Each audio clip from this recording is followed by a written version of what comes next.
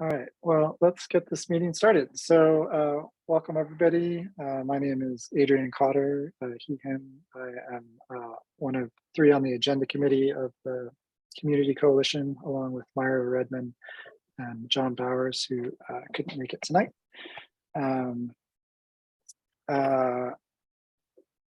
I think we're all fairly used to Zoom these days, so I don't know that I need to give you all too much heads up on how that works, but if you can use the raise your hand feature. If for some reason I don't catch you, you can always come off mute and interrupt. It looks like we're a fairly small group tonight, at least thus far. So once more, I'll just paste the agenda here tonight. We start off with welcome and introductions, and I will ask people to introduce themselves and what organization they are here to represent. So I will pass it first over to Myra and Bob.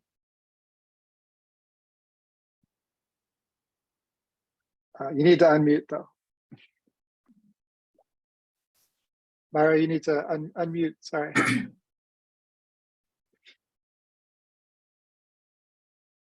There you go. Myra Redmond, Agenda Committee. Okay, Bob Redmond, representing Community Action Committee of the Essex.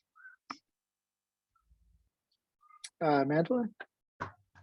Hi, everyone. Mandolin Kader-Redmond with Oakland Parks Recreation Foundation, and here tonight in support of administration and the Zoom.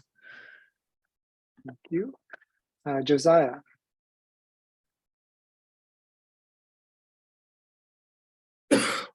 Hello. Hi, I'm Josiah Albertson. I am here just as a sort of interested citizen, I suppose. Also working with the Citizens Action Committee for the Essex, and yeah, just sort of assisting in whatever way I can. Welcome. Terry. Hello, I'm Terry Fashing. I'm the acting manager for the Watershed and Stormwater Management Division for the City of Oakland's Public Works Department, and I'm the acting DD program manager. Thank you. David.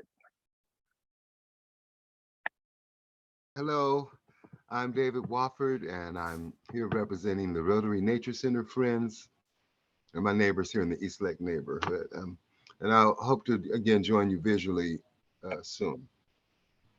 Great. Katie.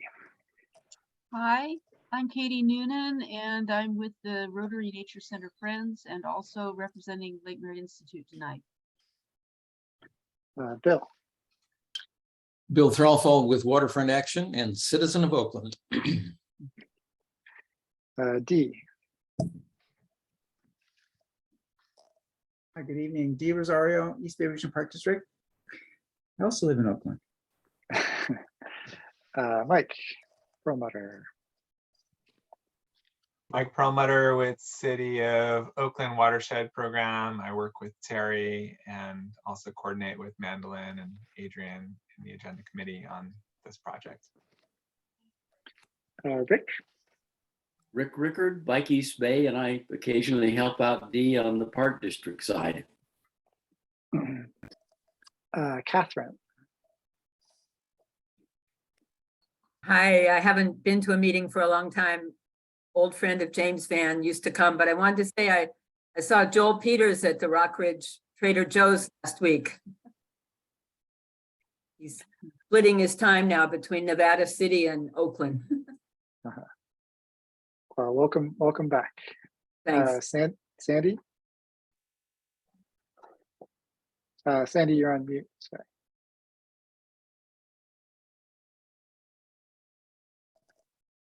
There, how's this? Hi, I'm Sandy Threlfall. Waterfront Action is what I've been doing for as long as DD has been around. And I think this could be a very good meeting, given that Estuary Park is finally going to get an open discussion. Thank you. Stephanie. Hi, I'm Stephanie McFadden. I'm the Vice President of the Board of the East Bay Rowing Club, located at the Jack London Aquatic Center. And so we are very interested in the Estuary Park discussion and all of the other topics as well. So glad to be here. Welcome. Allegra. Oh, hi, can you hear me? Yes. Great, super. My name's Jet, J-E-T-T, and I met Damon Ty out there at Lake Merritt the first day of the death at the die-off. And over the course of several conversations, he informed me about DD. And so here I am to learn and see how I might be able to hook up and maybe contribute something or another. Great. I Welcome, Jeff. live just very close to Lake Merritt. Thank you, Adrian. Cool. Glad to be here. Damon. Hi, Damon Ty, a community member from around Lake Merritt. That has been looking at the organisms for a couple years. Okay, welcome very much. Lee.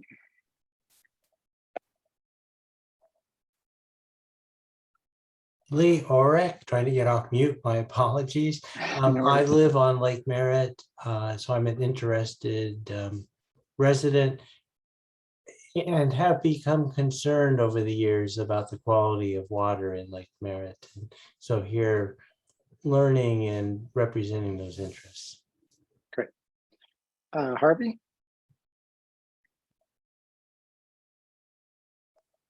Hi guys, Harvey Castro, concerned citizen and documentary photographer. So I've been kind of following what's been going on around the lake and documenting the die-off since the algae boom rolled in.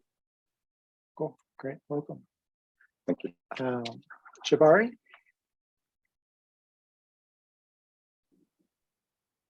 Good evening, everybody. Can you guys hear me okay? My name is Jabari. I am an Oakland resident and also assistant project manager on the Oakland Civic Project on the south side of Lake Merritt. Thanks for having me. Welcome. Welcome. Rhonda. I'm Rhonda Nelson. I'm on the board with Stephanie of the East Bay Rowing Club, Jack London Aquatic Center. Obviously interested in the project over there. Park. Great. John.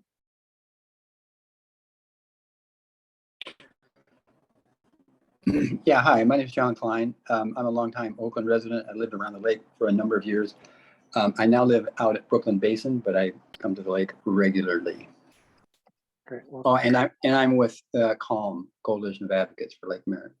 Okay. Vince.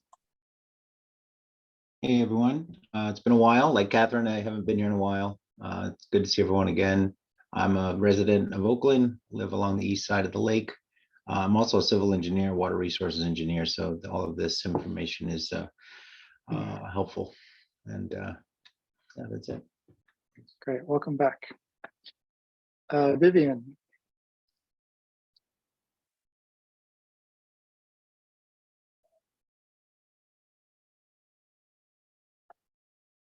Sorry, hi, I'm a concerned citizen.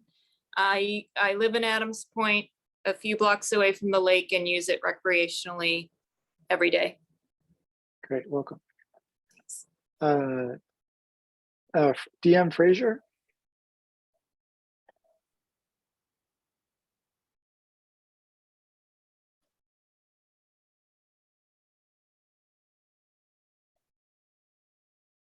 Hi, this is Jabari again. DM is a colleague of mine, another assistant project manager joining me.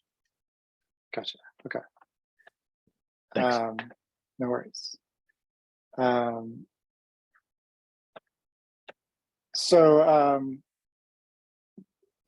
first. Sorry about that, everyone. Yes, my name is Dean Fraser, and I am a colleague of Jabari, and I'm also a project manager with the city of Oakland. Gotcha. Great. Welcome. Thank you. So the first thing out on the agenda tonight had been the Kaiser Auditorium project, and I don't Horton had confirmed that they were going to come tonight. Oh, sorry, is that, gotcha. All right. I sort of vaguely thought maybe that was it, but it didn't sound exactly the right verbiage. So my apologies. So no, my fault. Oakland Civic, Henry J. Kaiser. It's the building has changed names over the years, and Gotcha. they're Okay. interchangeable on the project. Do we need to make you a co-host so you can? Do you have any slides to share? Or Yeah, if I could just share screen. I think if you, however you want to do that, I have a short presentation or slide. Okay. And Mandolin if should it's be okay able- with, It should be set for you to share screen. awesome.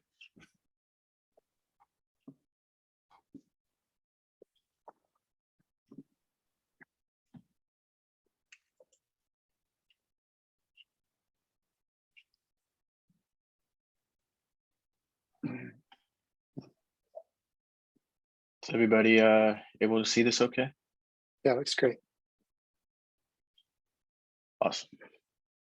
Okay, so again, my name is Jabari. I'm an assistant project manager on the Henry J. Kaiser Center project over on the south side of the lake, between the amphitheater and Laney College, right next to OMCA.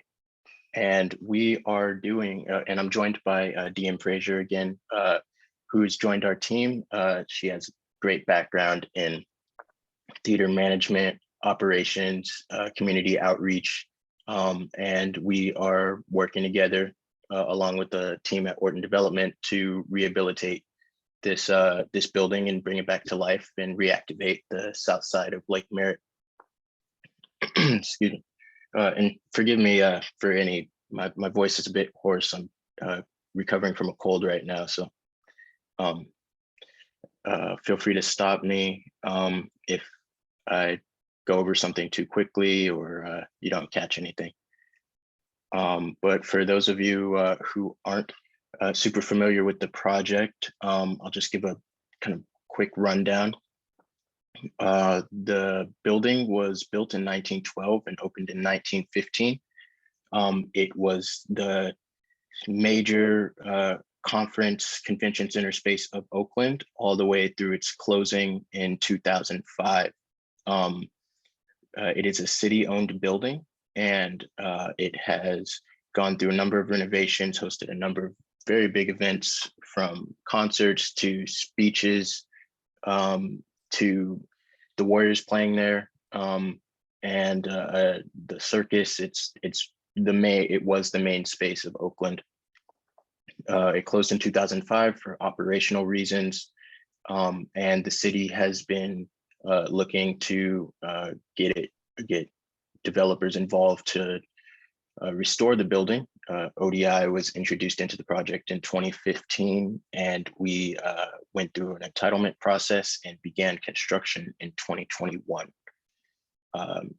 So that's been exciting for us, and we're looking to open the Arts Center in the second or third quarter of 2023. For those who haven't been inside, the building is split into two main areas. There is a theater side. Can you see my mouse here? Yes. Okay. Sorry, I can't see your faces. But so this theater side here, there was a theater that will be reopening as the Calvin Simmons Theater, and that will be a performance space for performance arts groups, to meetings. The Masons meeting used to happen here. A lot of large events would happen in this 1,500 seat theater.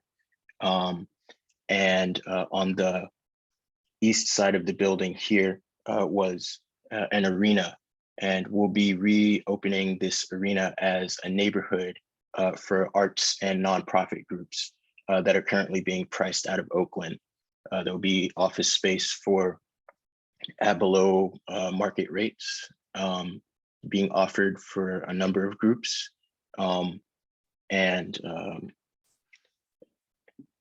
Excuse me. Part of that will include a performance component. Right now, office space in the leasing world is very chaotic. So this model has been introduced to kind of merge the arts and the commercial world, where there are very few venues like that around the country. So another portion of this project. Question from Sorry. Steve. Sorry. Steve, do you want to shoot your question? It's Jenny Gerard. Oh, I'm hey, on Jen. my husband's computer because my computer's in town. I just want to ask Jabari, at the appropriate time, please comment on the landscaping around, which will have some connection with some of the Measure DD landscaping that's already taken place. So didn't mean to interrupt your flow now, but just want to make sure you address that. And just one quick orientation question. I believe the top of the map here faces Lake Merritt, and the Calvin Simmons Theater is next to Oakland Museum of California. Is that correct? That's correct. I'll actually have a kind of landscape plan to show you and get in to some more details on that. But just wanted to give a quick kind of project orientation. Yeah, the only other portion is really the restaurant. We're adding food service to the project as well. And all three of these are set up with the intention of intersecting the community, the arts, and nonprofit groups, education. All of these being under one roof is the goal and the mission of the project.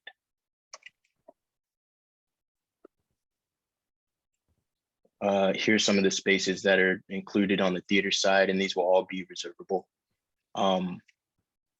to the public, as well as the resident art organizations that are going to be leasing space. So now to the exterior. Thank you for the clarification. Yes, the north side of the building is at this south side of the lake. This is Lake Merritt Boulevard here.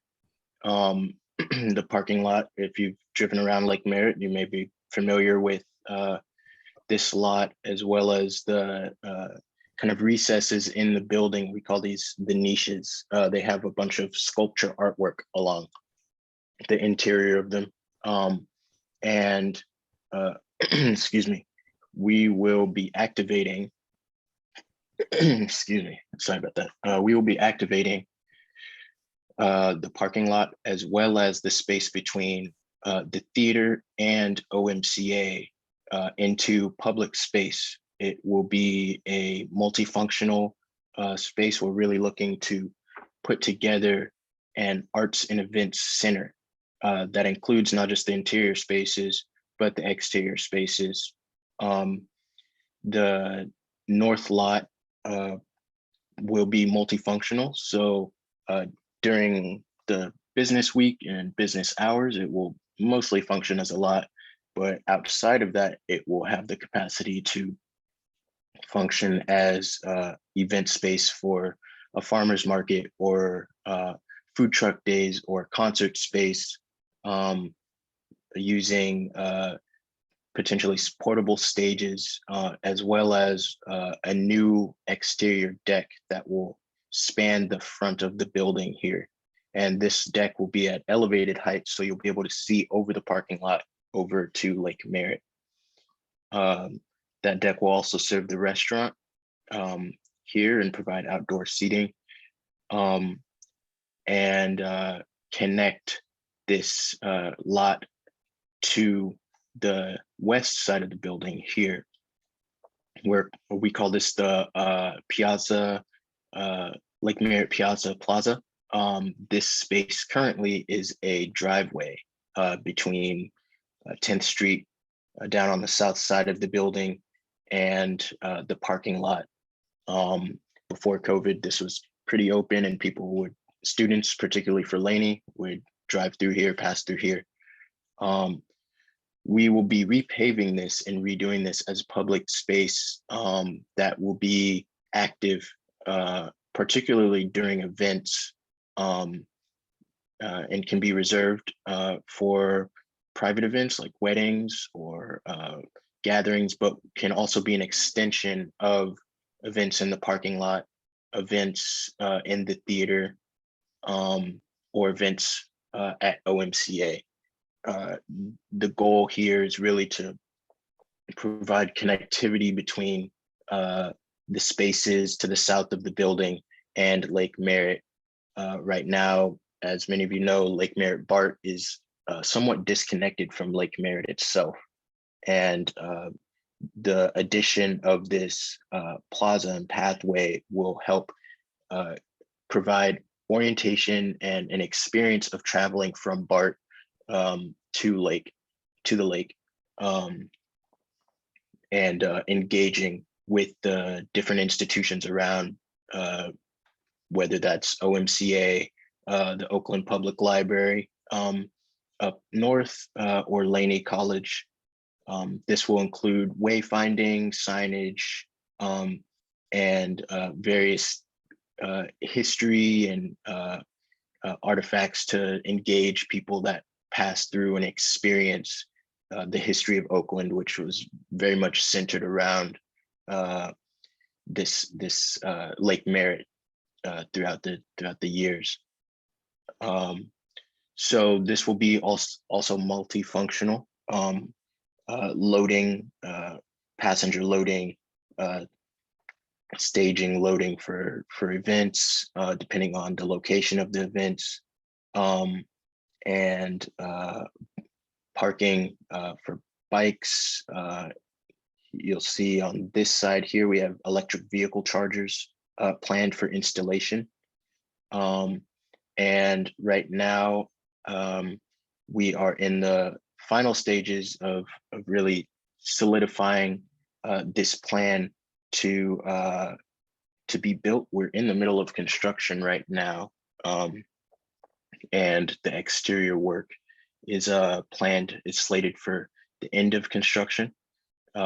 So there are some final design considerations we're implementing, but the functionality and aesthetic are all essentially unchanged. What you're seeing here is going to be that relationship with between the different spaces around the south side of Lake Merritt with the building. And again, this is as part of the Henry J. Kaiser project. It's really creating a space at the intersection of arts and education through partnerships with Laney and partnerships with OMCA, Oakland's Black Arts Movement District, and a number of arts organizations. The creation of public space in Oakland is really important, particularly just because of the arts nature of Oakland and the community. So creating that space has been a centerpiece of our design here, and we're looking forward to bringing it online. Excuse me. Just as a reminder, yeah, we're under construction, and we have been moving forward with LOIs, which are letters of intent, excuse me, with our arts organizations. And we're moving forward pretty quickly. DM we've been grateful. She's joined our team to help with the community outreach, leasing, and operations of the theater. We're looking to fundraise for the project, an additional 18 million to bring the theater up to a world-class level, and open it in the summer or fall of 2023, next year. Very cool. So yeah, if you have any questions, I think we'd love to have you guys on a tour. have you guys come and see the building, check out the spaces, as well as look at the exterior spaces and the integration of how all of these pieces come together, how people navigate the space, and how we partner with the city of Oakland to create the best kind of arts and events, arts and education district that we can. Part of that will include Measure DD projects. I know there's some work that's going into an extended bike lane, and part of our kind of jump back to this, part of our finalization is how to activate and build on that connectivity between Lake Merritt and 10th Street with a bike lane as well. Great. I'll try to get people together for a tour, either through email, or I might ask for people to raise hands later. But I see a question from Vivian. Yeah, hi, thanks, Jabari. I was just wondering, I'm a Laney student that used to park in the parking lot, so I'm just interested in so you said during the week there's going to be parking there. Is it metered parking or? This will be paid parking, so it will, during the week, it'll mostly be for tenant organizations. There'll be a number of organizations that use the office space throughout the day, use the rehearsal spaces throughout the week, and the majority of the parking will be used for that. It will be paid parking for that use, as well as the restaurant. We've not excluded the idea of making it publicly available, but it will be paid parking. Okay. And then my other question is, when you say arts, are you talking about just the performing arts or other arts? Yeah, it'll include an intersection of performing, visual, music, pretty much all of the as many of the arts as we can fit. That's we're hoping to create a space that's open to the possibility for all of the arts to intersect. Particularly, there's even OMCA has the history of art and on display, and that's an experience that is here on the south side of the lake. So intersecting that with the performing arts through the Oakland Symphony, the ballet, the opera used to perform here, to large events along on the deck. We're anticipating a number of different a variety of shows and experiences that will happen here. Okay, but there aren't going to be any artist studios in there, right? Artist studios are a possibility on the commercial side of the building, in relation to the tenant organizations that end up leasing space. They each have their own needs. Some of them have rehearsal space needs. Some of them have studio space needs. So that is in the works with those organizations in particular. In terms of publicly accessible studio space, that's something that we have looked at, and in frankness, COVID has slowed down the need and availability of space that's shared in that way. But it's definitely something that there's growing demand for, and we've looked at it. It's something that we look at building out in the future, given the need. All right, very good. Thank you. Great. I see hands from Rick and Catherine. Rick, do you want to go first? Yeah, you mentioned the improvement of bicycle access and connectivity. And I just wonder if you've been in touch with the folks at Bike Link to perhaps get Bike Link lockers installed. We have not. That's a new name for me. I'd love to look into it though. If look into them, if you could repeat it's the called name Bike. and maybe connect us. It's called Bike Link. I can, I mean, I can give you the website. They're the ones that operate all the lockers at all the BART stations and other places around town. They're the major provider at Kaiser, et cetera, of secure bicycle lockers. Okay. Yeah, great. If maybe if you could put that in the chat, I'll get the information and put it in chat. Thank you. Thanks, Rick. Catherine, then David. Hi, I just wanted to clarify, Jabari, you're saying that both the theater and the arena side are going to open in like a year? Yes. Yeah, it will be a soft opening in the summer.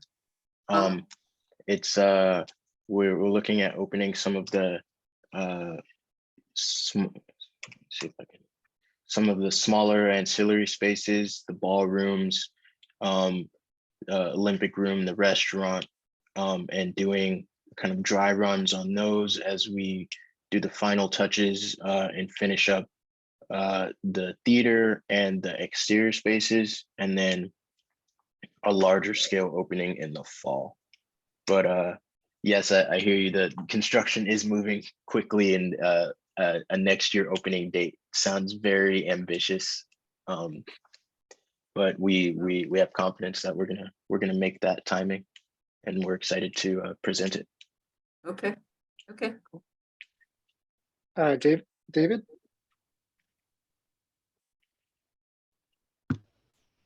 Hi. Hello. Hello, Jabari. It's very good to meet you. And nice to meet you. Thank you for the presentation and sharing of the information and plans. As you heard, my name is David Wofford, and I want to start by sharing with you that I'm the co-chair of the Rotary Nature Center Friends at Lake Merritt. And I'm also a neighbor. I live across the street from the site. And I'm also a history guide at the Oakland Museum and an ambassador with the Oakland Museum. And also one of the organizers, along with several neighbors, of what we call the East Lake Music Festival that took place in the plaza there for 4 years running. One of the largest volunteer-led and organized festivals that we've had here at Lake Merritt, and free and open to the public. And in the regards of that aspect, those aspects, I'd like to be considered or as a participant in the with the partners that I heard you referring to regarding the process. So I wanted to, but we can perhaps take that up a bit offline here, because I'd like to draw your attention specifically to the outside area facing what we call the Estuary Channel. So that's on the eastern side of the building, at the opposite side of the building from the space between the Oakland Museum and the theater. And there's a bit of a kiddie playground there in that space. There was some tiny homes. Prior to that, a homeless encampment. Our organization recently installed a new fence there to help cut down on trash and encampments right along and adjacent to the Estuary Channel, which is a part of the wildlife refuge that we endeavor to preserve and restore, and also maintain and create public access for. So, so now I wanted to step away from the arts and theater and parts of it, and really kind of bring your attention there. And so we've been involved in a number of projects. In fact, it occurs to me, and I'm just putting this out there for our group and your, that we may have enough going on and things that would warrant some presentations to your partners about some of the things that we've been up to and that other groups that are impacting this area are up to.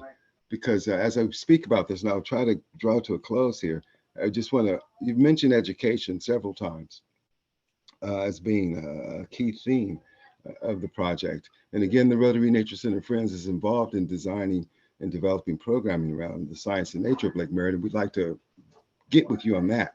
But directly across the channel, the city has some property directly across from the auditorium.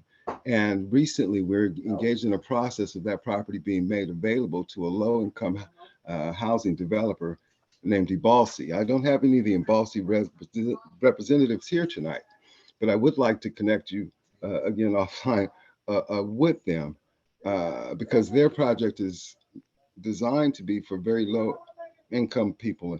And maybe there would be some educational and connectivity opportunities that we could even begin to envision now in regards to that. But okay, so the quickest and simplest way to say it is we wouldn't want anything that you guys were to do in terms of opening that side of the area, the site up to impact any projects that we have there. We imagine that you wouldn't, but we'd like to be clear about that. And then if there's a way to look at what we're doing there and see if it can be integrated into any kind of a planning, and it could be educational or even artistic, that makes sense. We would like to have the team, your team, being able to take a look at that. And so those are my comments. But if you have anything you can tell us specifically about your thoughts and of that area there, and then I will hear that. Thank you. Yeah, thank you. I appreciate the comments. And what I think I can say on this east side is that our property essentially ends here at this parking lot.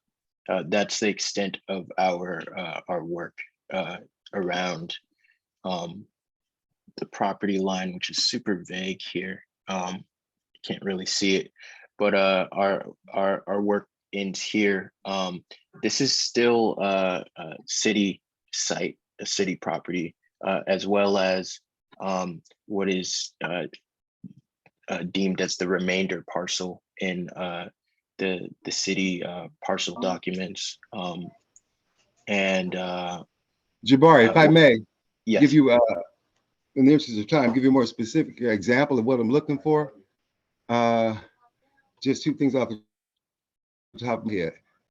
And again, you may have your team might already deal with this just by a matter of course, but we would want to be sure that people right there where your border ends with your mouse there, that people that are interacting with our nature sanctuary are able to interact with your facility, with strollers, with children, and that sort of thing. And then lastly, ideally, if we're programming something related to nature and science there in the museum, and we want to use our estuary there, in this area that you see the passageway there, in the design of it, how easy would it be to move a classroom from the museum to, I mean, we send a group of kids to that. And so if that could be kinds of things that we take into consideration. See, I appreciate that. Yeah, that's actually a great point to explore. I think we should definitely get in touch. And to the Ebalsi project, we actually have attended a couple of their meetings regarding that property. So I think we should definitely continue to be in touch regarding both of these. And thank you. Last but not least, we wouldn't want anybody stepping from the wildlife sanctuary area into an immediate, if you will, concrete or busy experience. So, if the design could just be sort of, transitional into that kind of activity, which could be very artistic, maybe. Yeah, I appreciate that. I think as we finalize the design and get closer to building it, we'll be able to better flesh out those details of the relationship on the east side, which is also very important to the connectivity between groups on the other side of that 10th Street bridge and that east side of 10th Street here. Great. Jenny, you didn't, your hand went up and then went down, so I assume your question's been answered. Or Jabari and Deanne, thank you so much for being with us tonight. I appreciate all the information. I will probably follow up with email with the larger coalition and get back to you about arranging a tour at some date in the near future. You're welcome to stay on the meeting if you want, but I can also understand if you want to drop off. We appreciate you having us, and we're looking forward to working with you guys and showing you guys on site and creating something beautiful here for 10th Street and south side of Lake Merritt. So yeah, thank you. Awesome. Looking forward to seeing it. Yes, thank you so much. Take care, everybody. Take care. Thank you, DM, if you can hear me.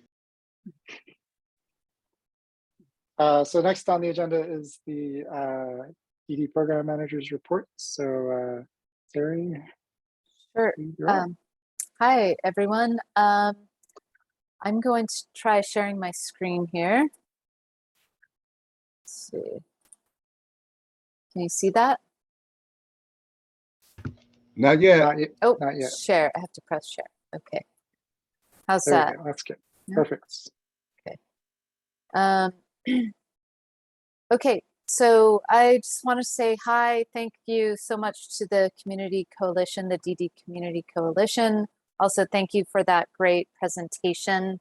It's really happy to hear about that. And David Wilford, thank you for connecting, like bringing up the connection to that really important area there that I call Peralta Park. Very familiar with the issues there and looking forward to, you know, bringing the love to the mitigation marsh that's there. And that is a project that I'm going to talk about in a second. So also, I just wanted to mention that Kristen Hathaway had intended to be here tonight. She, in her new position, she's been promoted to assistant director for our Bureau of Environment. She sends her regrets. She will try to make it to the November meeting. She was called to go to another meeting this evening having to do with, it's a community meeting having to do with illegal dumping. And so she's sorry she's going to make to this meeting. And I also wanted to say one other thing, which is that we did think that Kristen was coming back to be the program manager, but then she was promoted. So we expected her back in August. She received this promotion shortly before her return. And so we had kept Mike in place as covering the program management role, but now that Kristen is not coming back and I'm the acting DD program manager and the acting watershed division manager, I'm going to be attending these meetings and giving these reports, program managers reports. So that's why we're making this transition today. So without further ado, I'm gonna get going on this little presentation here. And thank you to Mike for putting together these slides so much, and to the agenda committee and Mandolin for everyone's work on this. So this is the project update for September 19th, 2022. Okay, so here are the non-updates, I suppose. These are projects where there have been no updates since the last meeting. So Lake Merritt and Channel, the Lake Merritt Improvement Project, and the Snow Park Lakeside Green Street Project. Those projects are in the final stages, and we don't have any updates from the project managers on those. The Same with the Oakland Waterfront Access Parks and Cleanup Harbor Master Trail Connection. That one's closing, no updates. And then the creek restoration of Beaconsfield branch of Sausal Creek, that project has not begun. So therefore no updates. And watershed acquisition, we're hoping to get back to working on that in earnest. We have been very, very short-staffed. And so we have not been able to proceed with work on that project, but we will be picking that up very soon. Okay, so then with the Lake Merritt Channel, there's that 7th Street pedestrian crosswalk. DOT has been asked to repair the project that was damaged. And then the final payment to the construction contractor was withheld due to a labor law dispute. It's actually been fixed. Oh, it has. Oh, fantastic. For some reason, we did not receive that update. So thank you for that info. Yeah, the new posts were back in place. I saw a couple weeks ago. That's great. Okay, they're quietly taking care of business. So we didn't know about it. Thank you, and we'll try to get more up-to-date info next time. Thank you, Adrian. And then there's the work for the Measure DD Coalition admin support contract. That's with OPRF, Mandolin, Kadera Redmond, and a lot of help from you, Adrian. Thank you. We're targeting map updates for this fall. So we'll be working on getting all the DD projects onto a GIS map. So, okay, so now moving to the Lake Merritt Channel improvements at 10th Street. This is the area we were just talking about. I don't know if you can see my cursor. There's the Kaiser building. So the Lake Merritt Channel at 10th Street, the contractor who worked on that project, we've been closing out all of the work for that project and paying the final bills, and those are paid in full. We had a kickoff meeting with the ESA. They are being hired to update the 100% bid package for going into this mitigation marsh that is fenced off by this black fence you see in the picture. This area, we are under permits and we need to make sure that we reach our the conditions in our permit for plant growth and survival. And we haven't been able to do that because we had homeless encampments impacting this mitigation marsh. So with the, by installing this fence and hiring ESA to go in and assess the area, revise the 100% construction plans, and then they're in the process of doing site surveys and irrigation repair evaluations. They'll be doing that in mid-October, I guess. And then we'll meet with the environmental regulatory agencies in the first half of December to just get really clear about what our goals are for this project and how much ongoing monitoring will be required. We'll have, ESA will produce updated bid documents and we'll plan to issue the bid in late spring, early summer 2023, and then we'll award the contract in fall of 2023 or early winter 2024. Oops, and then the work will be done to do replanting in this mitigation marsh. Any questions on this? No? Okay. Really far away.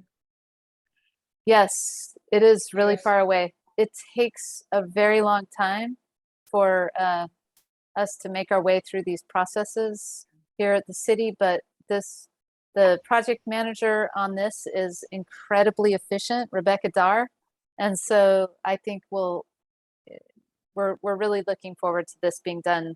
I understand how long this has been going on. So, but I feel really positive that we're going to be successful, and it was very difficult with so many impacts previously.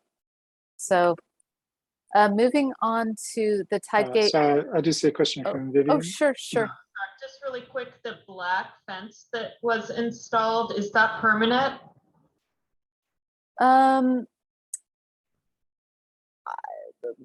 Let me say that I don't know. I have heard that it is considered temporary, and I want to double check that.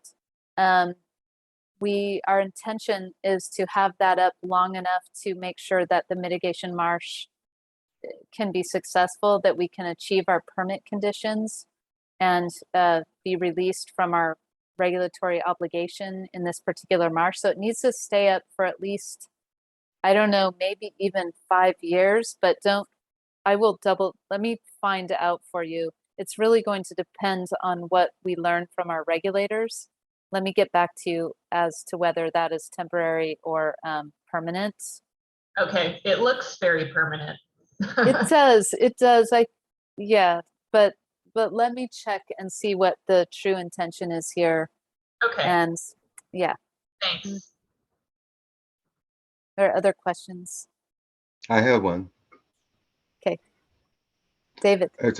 I wasn't clear on number 5, updated bid documents.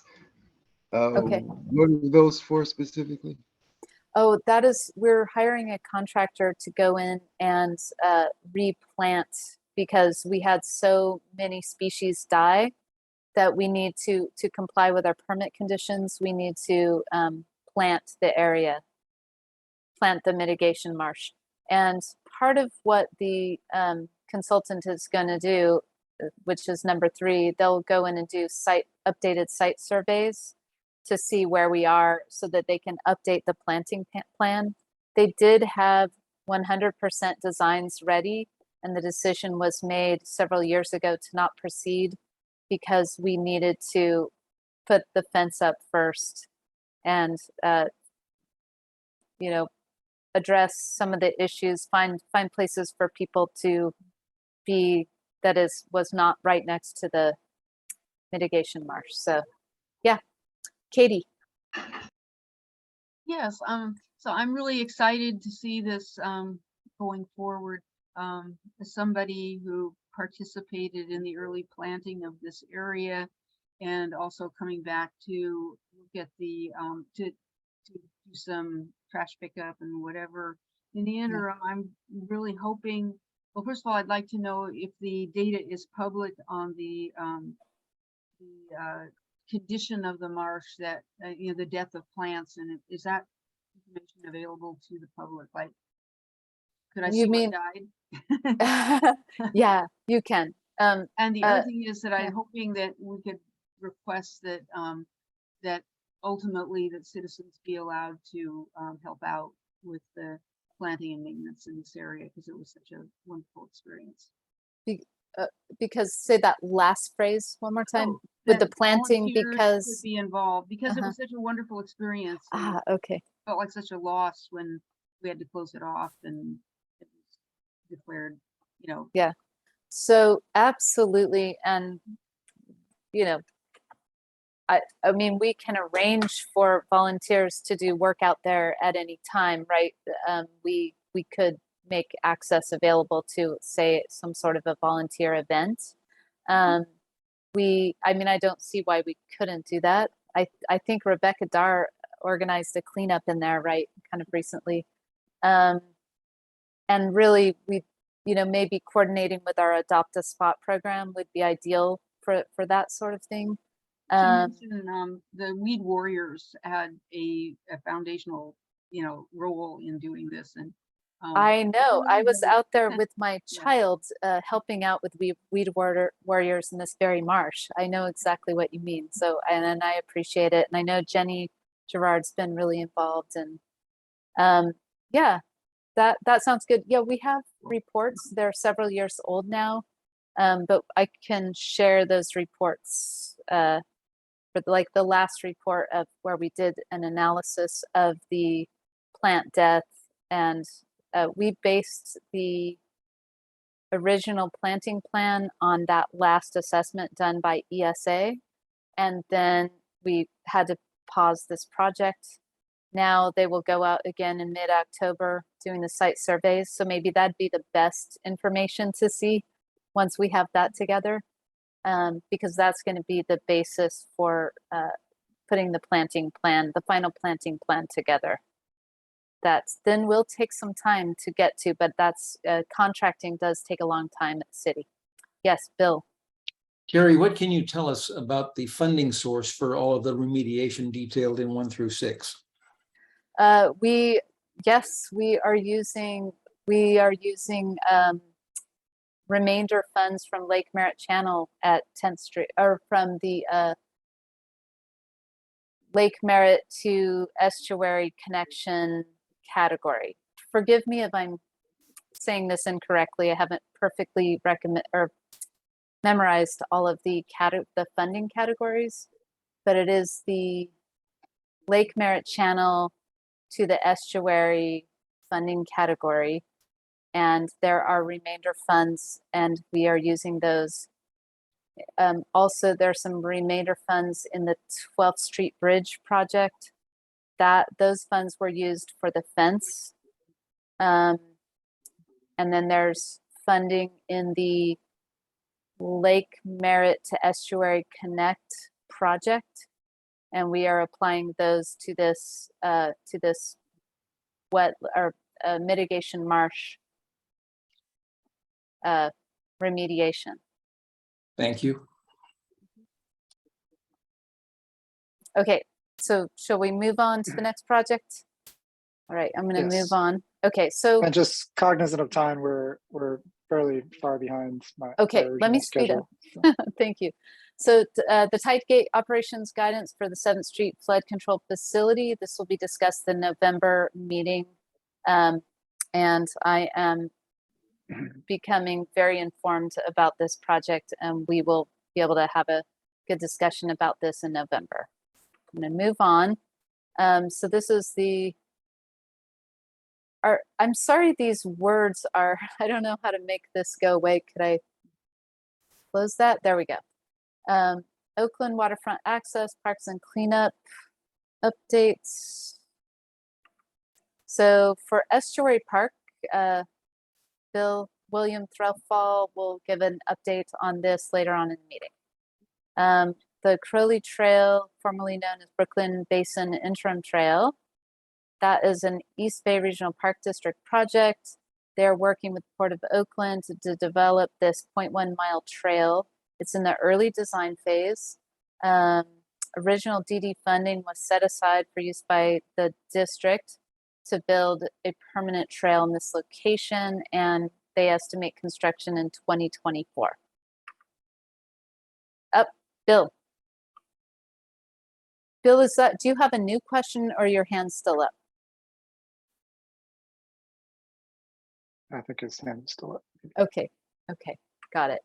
So moving on to Union Point Park to 23rd Avenue Trail, AKA the Miller Milling to CMEX, and AKA 7th Street's 23rd, the trail with many names.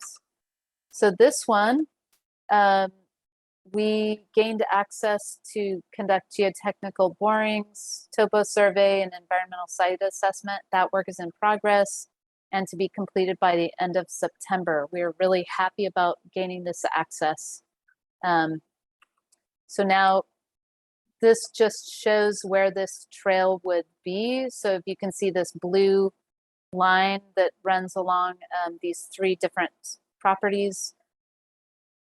So for the 2022 status, let's see, since our last meeting, we have done geotechnical and soil characterization borings, and in October, we're planning appraisal, acquisition, and easement meetings to see what our next steps are to be able to really have the access we need to do this project.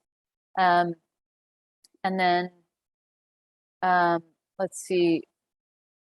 I'm not sure why this is here because it pertains more to the bridges. We did have a meeting. So I'm gonna talk about the meeting with the Commercial Mariner, US Coast Guard, and US Army Corps of Engineers on another slide. But that's the update for this project. I'm gonna move on to the Fruitvale Bridge gap closure. So the permit review is with the City of Oakland Building Department and BCDC. Construction bid documents are prepared and targeted for advertisement on September 23rd, 2022. So this one is moving along nicely. And we're planning construction for spring of 2024. Okay, so let's see. Move on to Park and High Street Bridge trail connections that would run under these two bridges. And here's the Fruitvale Bridge connection, Park Street Bridge, and High Street. So on August 16th, 2022, we met, the project manager and I met with East Bay Regional Park District and Commercial Mariners and the Coast Guard about the proposed trail connections under Park Street and High Street bridges. The feedback that we received from the Commercial Mariners was that because the design for the High Street Bridge would narrow the channel, the Commercial Mariners provided feedback saying that already this channel is uncomfortably narrow for the passage of very large vessels through this area, and they really came out strongly, especially against narrowing the channel at High Street at all.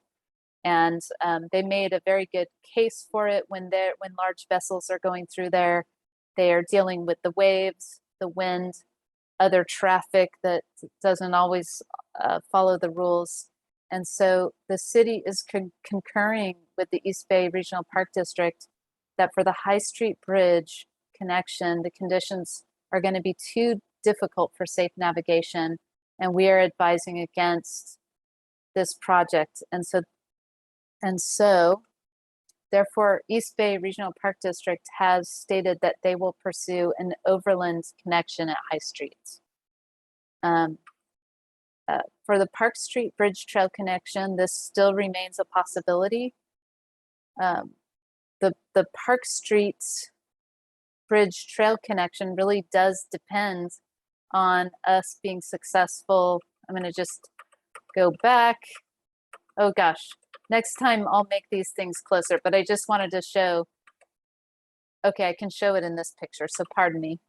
The Park Street Bridge Trail connection is still possible. And the way that would look is, this is the bridge, the green part is the bridge. Here is the proposed conceptual design for the trail connection.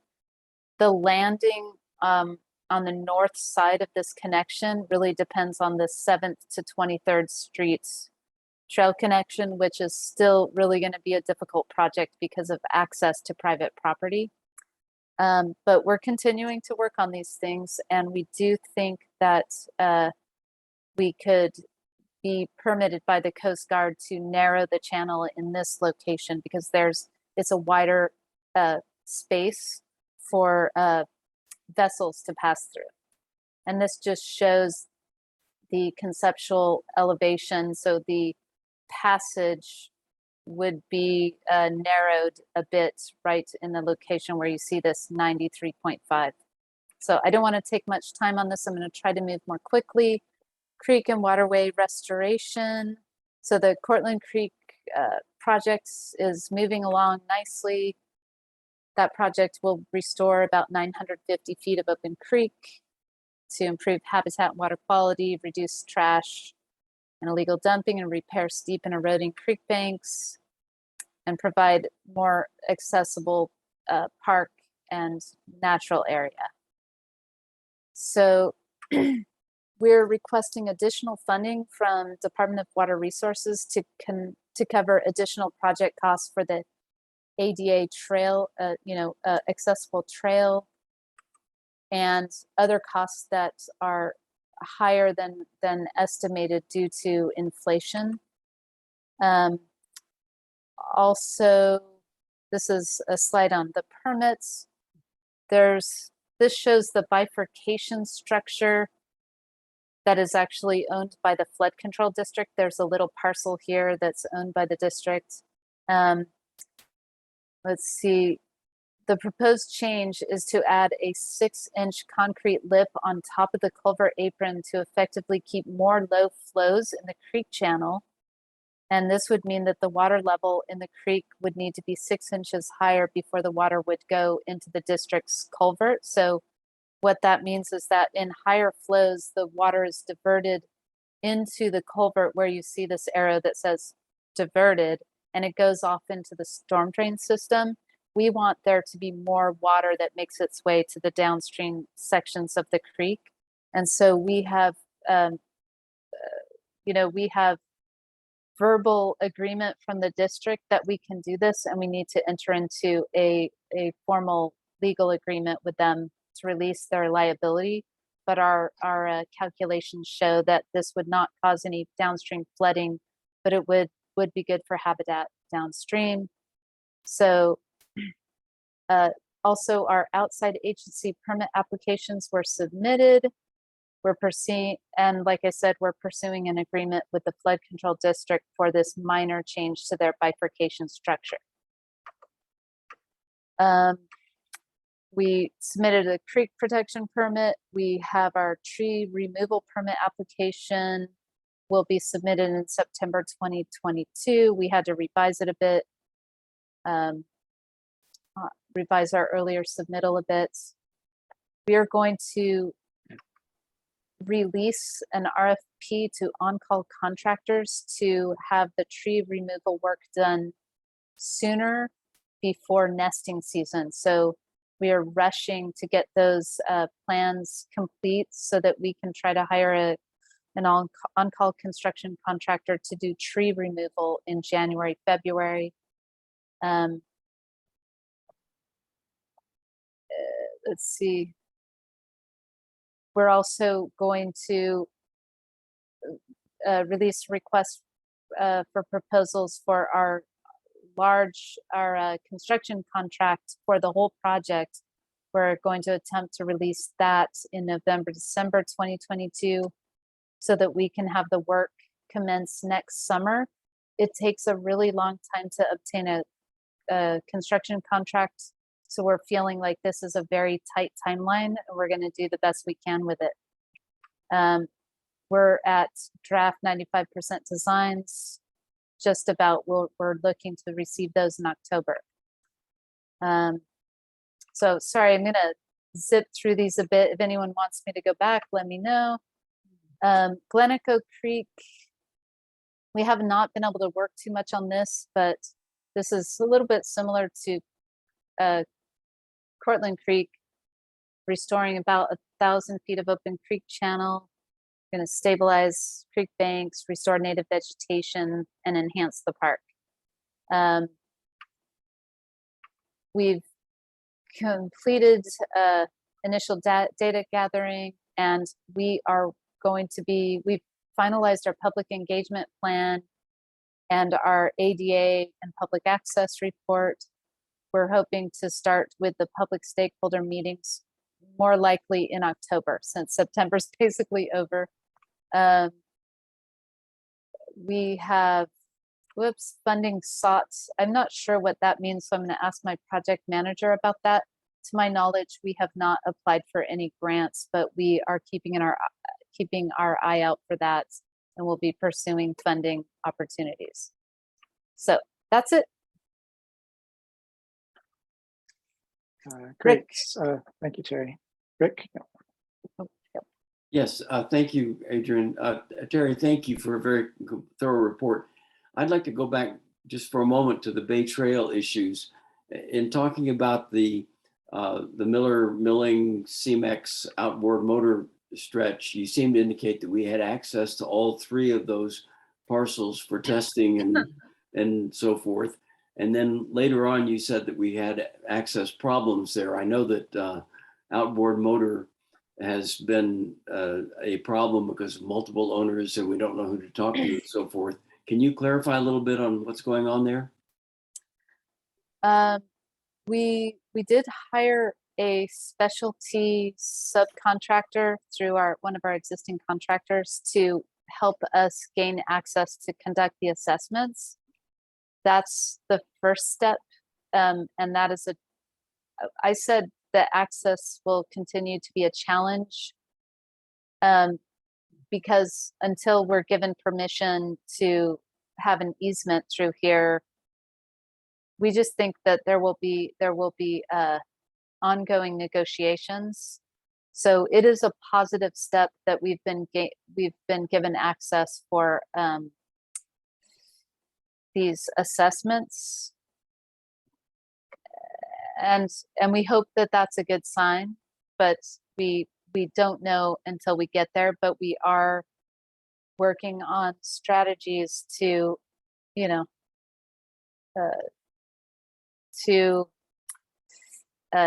have a good relationship with the property owners so that we can be successful. But I don't have a great answer for you right now. All I can say is that we're more hopeful than we were because we were able to enter the sites to conduct the assessments. Yeah, sorry. No, that's fine. Thank you. Thank you. Okay. Great. How do I unshare my stop share? Okay, there we go.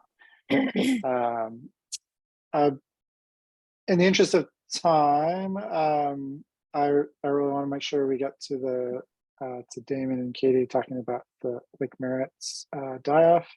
I want to push the CIP letter to the back, but Bill, do you want to go through Estuary Park before we do that? Sure. Hang on just a second. I wasn't thinking this was going to happen yet. So Christine Reed provided a very detailed update on the planning team's progress, kind of the milestones that they've accomplished, plus those that they've set for themselves as time goes forward. And it's linked in the agenda tonight. I'm not going to read through it to you. I think it can speak, her words can speak for themselves because you have the document there. But I will say that significantly, the plan overall hasn't changed since it was presented to the coalition in May of 2022. They project a cost for construction of $14.7 million at this point. Although there's a certain amount of moving target associated with the whole project, with elements being moved into and out of it. But right now they're projecting 14.7 million, but are actively seeking funds from other sources beyond Measure DD. I do want to call the coalition's attention to the 30% schematic design, which is now posted on the city's page for Estuary Park project. The link there includes the overall graphic of the park that we have seen before, but it also includes a lot of specific details showing elevations, furnishings and materials and so on. And I call it to your attention as a worthwhile read. You'll need to spend some time on it. Meanwhile, our study group is identifying further questions about that 30% design for response by the planning team. That 30% design is expected to merge into a 65% design sometime in October. So fundamentally, they're moving right along. Now, other points of context for all of this, Christine in her update mentions the BCDC Design Review Board meeting on June 13th. And I want to say just a little bit about the BCDC design review process. It's a kind of an iterative process that's pretty similar to the way the City of Oakland Planning Commission's Design Review Committee operates. project proponents come in, make a presentation, and then the details of that are considered by the body, which then offers feedback to the proponent. And the proponent typically goes away for a few months and then comes back with design revisions that are responsive to that feedback. So in the case of Estuary Park, the next presentation to the BCDC Design Review Board is noted by Christine as being scheduled for November 14th. And it's going to be an important follow-up to the June presentation before, because that June presentation brought up a few key themes that were of concern. One theme that they, oh, you know, I didn't turn on screen sharing. Are you guys seeing any of this? Not yet. Let's do that. Okay. So one theme that they were quite concerned about was what the transcript described as a, quote, missing hole created by the red project limit line. So let me show you what they're talking about. This is the refined master plan that we saw as a coalition in January of this year. And you'll notice over in the area that I'm kind of moving my cursor around on, this area around the Jack London Aquatic Center, the parking lot at that edge of the park, the Bay Trail all along there. There are several design elements, including number 14, which is a gravel and sand beach for kayak soft launch, and number 13, a riprap edge with rock retention structure. All of that is included in the refined master plan that we saw. The more recent plan, which was presented to the coalition in June, and now exists on that the city's Estuary Park Plan project page, shows instead a red dotted line all around the project that is defined by the legend as the project limiter, and all of this section is excluded from the project. The BCDC folks were concerned that that meant this significant portion of the Bay Trail is excluded from the project. It meant that this amount of waterfront interface was excluded from the project. There were comments about the connection from the Bay Trail up to the sidewalk above on Embarcadero being excluded from the project. And there were quite a number of questions about the integration of this parking lot and this parking lot, and further these elements that are not in the project with these elements that are in the project. So let me just end screen sharing and return to my my notes briefly here. Repeatedly, there was interest expressed in seeing a master plan. And by that, I took the BCDC Design Review Board to be asking for an overall plan that included the entire park. And they asked to see a copy of it, and that request wasn't fulfilled. So that's one theme. They're likely to return to that theme when the project goes back before the Design Review Board in November. They also mentioned that they were concerned about the theme of security and resiliency. They wanted to learn more about, quote, learn more about how, and these quotes are from the transcript, learn more about how security and safety will be assured in the park. And here's a quote that says, you know, really thinking about how plant material, furnishing material, surface materials, all that are developed in the design, because it would be a tragedy to see how this park is upgraded and then to see it deteriorate very quickly. So if we could learn more about how safety and security in the park will take place, that would be good. Now, I think this theme comes up with BCDC because the BCDC Enforcement Committee recently did a review of the City of Oakland's implementation of the cease and desist order for a cleanup at Union Point Park. And that Enforcement Committee meeting was kind of interesting to follow. It was unfortunate that the City of Oakland's representative didn't actually attend that meeting to provide the scheduled update. But BCDC staff reported that the cleanup that was mandated was largely accomplished at Union Point Park, but in the last few weeks, improper uses and campers have returned to Union Point Park. 2 persons had created an encampment, and the biggest point that kind of got my ear was that the public continue to avoid the park. That was a quote out of the transcript. So overall, the committee members, the enforcement committee members expressed disappointment at the return of these problems and seemed kind of discouraged about the city's ability to manage them. So I guess I'm just mentioning that the design review board's concern about security and resiliency kind of reflects the BCDC experience overall with the city of Oakland. So that's where we are. We look forward to continued progress, and our group will be looking closely at the plan, and we will be submitting some additional questions about the plan to the planning team for consideration. But right now, that's the report. Great, thank you, Bill. She's not there.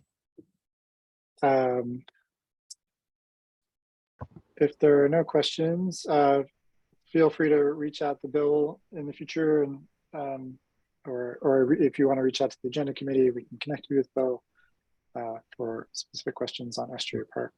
Great. But I would like to turn attention now to the Lake Merritt and the fish kill and the harmful algae bloom. So I want to turn it over to Damon and Katie. And I wondered if Damon could start with just a kind of, I don't know exactly what you prepared, but like an overview of what happened. And Sure. Yep, I can do that. I've got a review kind of slide deck of what happened. So I'll just do that really quickly and then let Katie get in there. So let me go ahead and share my screen. And here we go. Just a quick head shake. If you can see that, Adrian. All good. Okay, looks good. Okay, so just kind of a quick recap of what took place. And I think the biggest thing to remember is this just wasn't a Lake Merritt event. It's just at Lake Merritt we saw the biggest effects from it. And so I know there's a question earlier of like, why was Lake Merritt the thing in the news, not the entire bay? Well, just the effects of this harmful algal bloom were a lot more evident in Lake Merritt because of the size of the fish die-off. Lake Merritt's kind of the canary in the coal mine. So for those of you that aren't aware, we had a large algal bloom event taking place in the San Francisco Bay. That started in mid-July. This is a photograph from a plane August 2nd, where you can see that bloom out in front of Alameda, stretching out to Yerba Buena. By August 5th, it's already kind of pulled its way into Lake Merritt. This is a photograph that Peggy donated, showing it kind of wrapping into the east wing of the lake. I was out of town, but got back on the 10th, took a sample just to confirm that the algal bloom we were seeing in Lake Merritt was the same that was in front of Alameda. And we were able to confirm that it was Heterosigma akishiwa, which Water Board and some others had already confirmed that that was what was going on in the San Francisco Bay. Quick literature research gives us a whole bunch of different ideas of what might happen with this algal bloom based upon the species. Jim Carlton through Katie Noonan expressed that this is a cryptic species, i.e. we are using a single species name, but there's probably a number of species actually involved or under that name. And that's why in some of the literature you see that it has toxins and others that you don't. But in all of these, it's associated with the fish die-off, usually for a little bit after peak of bloom. So I know I put out a couple notifications to some of the Facebook groups just kind of around Lake Merritt. Hey, look out for fish on August 10th when we kind of confirmed that's what it was. 2 weeks go by, we don't see anything, which is great. But one thing to be aware of, the way that these O2 depletion algal events usually kill fish is in kind of like 2 mechanisms. One is you get this large bloom of an algae. So you have a lot of additional basically members of your aquatic community or marine community. During the day, they're doing photosynthesis, but at night, they're only doing cellular respiration. So they end up gobbling up an enormous amount of oxygen. So you can see these anoxic events at night where O2 drops really low in the nighttime hours. And the second way is after you get to this large algal bloom, they start being eaten, they start dying. And that metabolism that's going on also increases the use of oxygen as other things kind of proliferate, and this causes another dip. So there's kind of 2 mechanisms involved in our O2 depletions from algal blooms that don't have a toxin involved. August 28th is the bad day. So I went down to Lake Merritt, not expecting to see this. Went down there to look at something else. And all of a sudden that fish die-off that we thought maybe 2-3 weeks ago, we got away from, we didn't get away from. So the beach was just covered in fish. Predominantly the first day, it is these yellowfin gobies, and a lot of the gobies, these bottom-dwelling fish. There was even the first California halibut I've ever seen in Lake Merritt. Unfortunately, it was dead, and a handful of other fish that showed up that day. What we also saw that day was in the Glen Echo Arm. Now, if you remember, Peggy's photograph from before showed the algal bloom coming in mainly to the east side first. That Glen Echo Arm is where all the large fish kind of went. So O2 didn't seem to be as depleted back there, but we saw stripers go back there, the bat rays, and even a lot of the gobies were back there, but they were all kind of gasping for air. So obvious signs that there was some sort of O2 event going on. And then Katie Noonan actually came through at noon because she was unfortunately, but fortunately running a really wonderful large event that day at the lake. And was able to provide us with O2 readings of what was going on over by the boathouse, which was basically a dead zone. Like beneath 1 milligram per liter, which dead zone based on USGS is 2 milligrams per liter. So this is a really bad state, and this is across the entire lake. Come back the second day, now everybody that was in the Glen Echo Arm is dead because the O2 event has spread over to there. So I did a short walk between the cathedral and Lake Chalet, 39 dead bat rays, 522 dead striped bass, and then small fish in the tens of thousands. Day 3 come back, now we're hitting even lower on the basically food web. And so now we're seeing most of the mollusks show up dead. So this is like Japanese little neck clams or mussels. And these fish that were schooling the day before, top smelt, and some of the anchovies now are all dead. Next day I came back, but there's really nothing to photograph because we've basically hit the bottom of the food web by August 30th. I helped mobilize a bunch of people through iNatural. It's just a phone app that you can take pictures of organisms to kind of go look at the rest of the bay, and we become very aware of how quickly or how big this event is. It's not just Lake Merritt. We're seeing dead sturgeon, these really wonderful large fish, occur all the way from Sonoma, Napa, all the way down to Palo Alto in huge numbers. So over like 400 of them dead, and some of these are federally protected green sturgeon. Within Lake Merritt, if we kind of parse the data there, we see very quickly that, yeah, this is the entire kind of food web that got nailed in this. So everything from our big boys like stripers and the bat rays, all the way down to small things like polychaetes, shrimp, and our mollusks. This is going to have some big rippling effects, but I think one thing to think about in the Lake Merritt die-off is that we see this sequential die-off due to the propagation of what was this anoxic event. That after about the 3rd or 4th day, most everything has had a large degree of killing. Lake Merritt, once again, canary in the coal mine for the SF Bay. We're able to see things there that we couldn't see in the rest of the bay just because of proximity to the surface, because it's shallow, right? Also, it's a known place that has O2 problems, so it gets amped up in there, and you just have a lot of humans walking by it all the time. So there's a lot more observational data coming out of there. This is why it makes the news. It's a much bigger, more obvious kind of die-off from a public point of view. Just remember, though, there's tons of wonderful things in Lake Merritt that Measure DD has, I think, like spurred over the years. So that's the only reason I'm involved in Lake Merritt was due to a walk I went on with Joel Peters like years and years ago, talking about Measure DD. I started going down there and taking photographs of everything that I saw just to get a qualitative feel of how does this increase in water quality change what we see there. And the diversity there is amazing at most times, but most of this got pretty hard hit during this. It seems like O2 is the big driver in Lake Merritt. The sad thing is SF Bay isn't going to solve this event anytime soon. I would predict that we're going to have these at least for the next, 5 to 10 years, not necessarily every summer, but we'll have the risk of having them over that period until nutrient levels in the SF Bay are kind of trimmed. But that kind of puts us in a scary spot in Lake Merritt because we know we're that canary in the coal mine. We're more susceptible to O2 events. So we really do need to look at ways that we can maybe protect ourselves against further events happening. Some of this could be a better monitoring system, just understand how has improvements in Lake Merritt through Measure DD changed what's going on there. Doc Bailey gave a really great example of a monitoring solution down at Elkhorn Slough. Water Board, I think, was a group that originally kind of initiated these guys getting there. Lake Tech dropped a buoy in for about a week that had nice kind of real-time pulses on a lot of the data that we worry about, which is O2 temperatures and things like that at different depths. But ultimately, we need to take that data once we start generating it to kind of understand what Lake Merritt looks like now after the DD changes and then start making decisions about how to protect ourselves against other O2 drops, because we know they're going to happen in the next couple of years. So I think that's the thing to kind of really kind of put wheels to the ground on, think about how we can make decisions there. So that's kind of the short of it, or the quick of it. I'll stop the share and let Katie get in there with her observations. And I'm so happy to see the observation, Katie, of the fish this weekend. That was huge to see those long jaws coming back. Very cool. Yes. Thank you so much. And just, you know, wonderful presentation, Damon. You really covered a lot of the whole event and experience. I'm really pleased that you did this.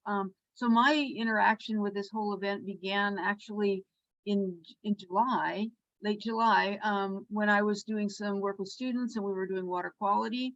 Water quality was fine, but I was working with Janai Southworth from the National Marine Sanctuaries. She's a plankton specialist person, microscopist, and she was called away to take a look at the plankton bloom that Damon showed us in San Francisco Bay off of Alameda. And that is where she began to see she was one of the first people to find the heterosigma. Also at that time, or shortly afterwards, we began to hear, in fact, we began to hear from the boating house staff at Lake Merritt that mussels were dying. And that caused me to ask some of the people that I know in Lake, who monitor invertebrates at Lake Merritt. And with this, I dug up a couple of other incidents of mussel die-offs, possibly or probably associated with this organism. So its actual origin is not unknown. There are many unknowns in this story, and I'd like to focus on that. The organism itself is cryptogenic, which means they don't really know where it came from. They don't know its source. But there's high likelihood that it may be an invasive, but again, it happens up and down the coast in Japan. And it's, you know, these organisms are variable in how they express toxins and how they explode into the, you know, the blooms that we saw. So I looked mainly at oxygen. I have a record of oxygen going back a long time.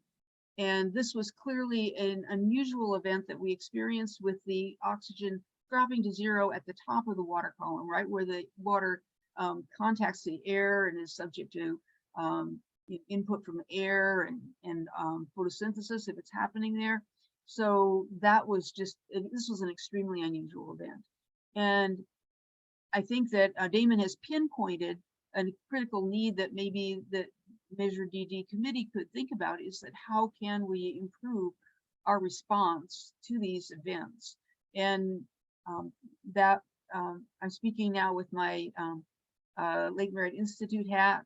Lake Merritt Institute has been busy for you know, decades, really trying to improve oxygen in the lake by removing trash and trying to improve flow of the water through the tide gates. I see this as something that we can do. I thought the buoy that was put in was very instructive, and I think that Lake Merritt and Oakland have because we are so central, because it makes such a splash when something like this happens, that we're an ideal study site for how these events occur and how they develop and play out. Whether we are able to control them or not is a real question. We're on the threshold of, you know, climate change. Climate change is happening. It has been predicted by people back as far as the late 1990s that these events are likely to occur with more frequency.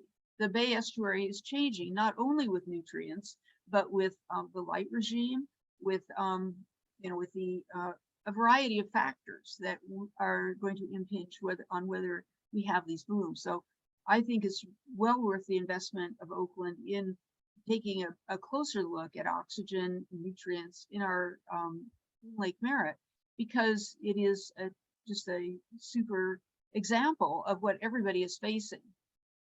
I might say that we have seen many of these big species that we saw that were killed along the coast, the sturgeons, etc. They come into Lake Merritt. They've been here off and on, but never like Damon saw. And there's so many questions about this. We do not know whether they came in to seek oxygen, because the bloom started in the bay and spread along the coast, pretty quickly. So there's a lot of things we don't know. There are things that Lake Merritt Institute has spoken with. I'm probably exceeding my time, but anyway, they talked about things that we can do to improve water quality, such as improve in the water fountains that Lake Merritt Institute has maintained in the lake. And also there's a different technology that can be explored, the bubblers, which could be brought into, could be deployed if we had a similar event happen. Also just low-hanging fruit. There's stuff coming in through the storm drains all the time, including hypodermic needles that could be intercepted with storm drain filters that we've mentioned before as being important. I really feel like education in terms of connecting people to the lake through education, through an appreciation of the ecology, is going to be important in getting the cooperation of the public to reduce nutrients going into the lake. But if that's a long struggle, I would like to share, if I could. So just to let you know that there is oxygen data. I'd like to mention a couple of really important past studies of oxygen in Lake Merritt.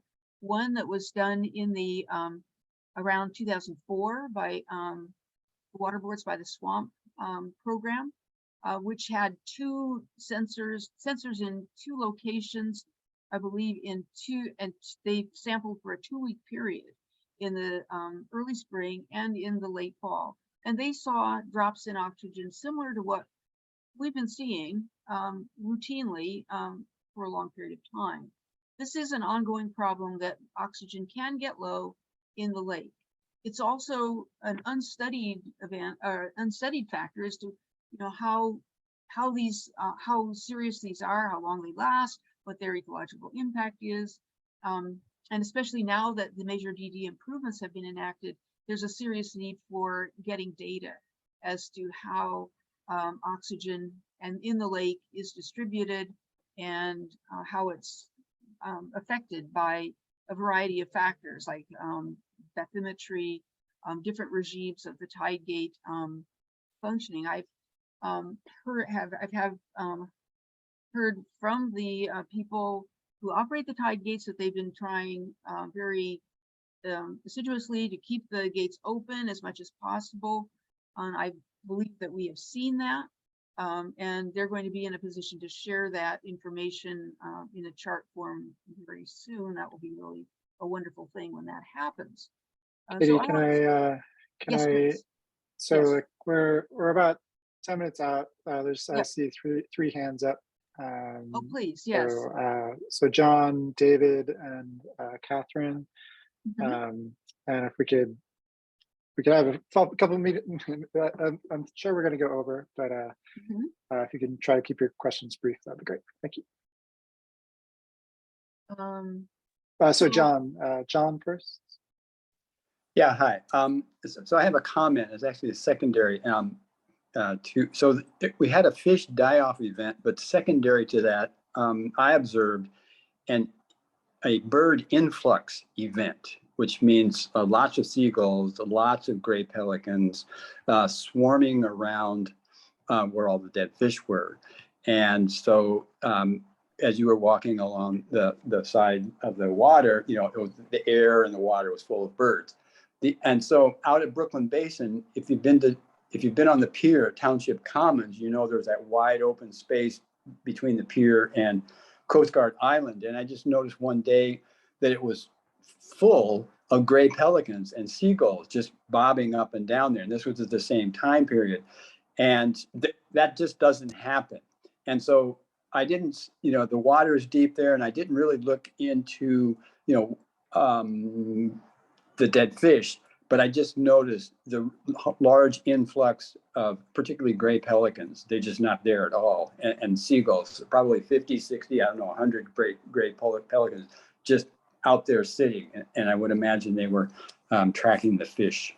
So that's just my comment. That's a great observation. We've been seeing, this is something that needs to be followed up on by people to figure out, you know, where the birds are going. Are they doing okay? We have people at Lake Merritt who are looking for mortality. Don't know because there's no baseline, obviously, about what is a normal amount of mortality. That's something that would be ideal to have for the nation's first wildlife refuge, but we don't. But still, there hasn't been a huge amount of bird mortality I'm aware of, and I've been trying very hard to get people to report it, both to the California Department of Fish and Wildlife. I've also been looking at Damon's site. We've seen Canada geese, largely possibly related to something not related to the HAB, such as an avian influenza that's sweeping through the state. So, you know, this is something that needs to, there's so much we don't know, but I think that's a really good question. David?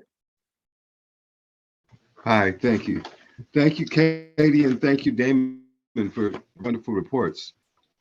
And I actually, in the interest of time, I'd like to ask if you, Katie, and or Damon, could prepare and provide us with bullet points on the things that could be done. Throughout your entire talks, I thought I heard recommendations for some items and was trying to track. I got 5 things I'll note for the record, but if you could definitely bullet point them for us, that would be great. What I got was the tide gates could be opened during non-flooding times to allow more water in. More study could be done of the O2 levels and tracked in Lake Merritt, and storm drain catchers, and public education, and install buoys with these buoys with these sensors. So that's what I was able to track, but I would like basically a quick list or a better list. Well, that would be great. If I could make a bullet, I would say that we need to collect information about the oxygen levels in the lake, so we know what we're dealing with. We are listed as a impaired body of water. It would be great to have a fine-grained analysis of what that really means and what we ought to have existing. I think the discussion, you know, the talking to the county and that conversation, it's great to get started. It's already got started. I think that's another good thing. And Damon, I'll let you jump in now. I mean, I concur with those points. I think a study of the O2 over the course of a season would be very helpful. And then a deeper study into making sure the tide gates are open as frequently as they can, as much as they can, and maybe just have them activated during flood season. I mean, during the summer is really where we need full flow. Because during this event, O2 was still low in the San Francisco Bay, but it was still higher than what it was in Lake Merritt. And according to Joel Peters, when both gates are open, 40% turnover of water takes place between the bay and Lake Merritt.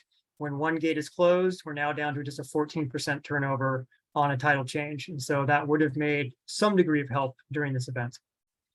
Possibly, although the DO was measured both inside and outside the channel, and it was low. It was low, but it was still twice as high as Lake Merritt. Well, which isn't saying much. But actually not. If you look at the tool that they use, it has like a one, you know, its degree of accuracy is not that great. But also, I think that we should take a look at the study that the city paid for, the AMEC study of the lake oxygen and other parameters in 2014-2015. The result of that, they concluded that there had been no detectable change in oxygen after the fixing, or all the improvements in the channel, in the channel as a result of Measure DD, and they recommended further study and trying to improve flow. And so I think that there's just a whole conversation and a lot of data that needs to be gathered. Maybe it's better now after so many years of having been open. I see. So Catherine, then I think the final question will be Lee. So Catherine, go ahead.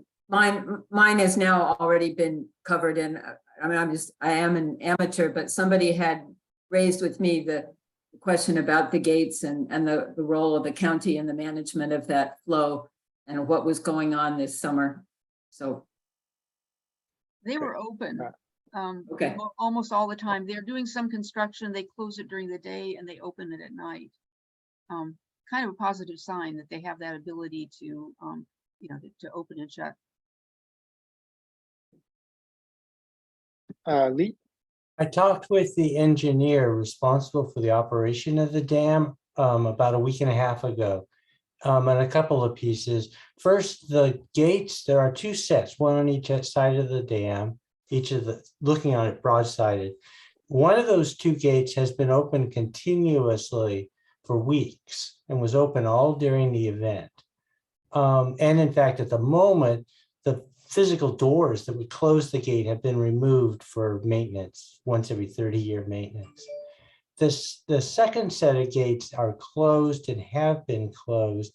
I asked him about opening both sets, and he said that there was a concern in the county public works department, which is the people that control it, about flooding, that the lake level would rise too high and that the water level would get higher than the Lake Chalet deck. I didn't pursue, but I think that is going to be where the pivot point is, the conversation and negotiation with the county over that second gate. And it's going to take some diplomacy to negotiate high tides and all that kind of crud. Yeah. Lee, I think So go ahead. so I see Josiah, you raised your hand after I said Lee was the last person, but I'll let you go. Sorry, I Ryan, apologize there. I guess, so first of all, thanks to everybody for speaking and presenting everything today. I had a question about sort of the response to this event, and I'm wondering if a Measure DD Coalition might be a responsible organization to figure out how to sort of coordinate a response to this going forward.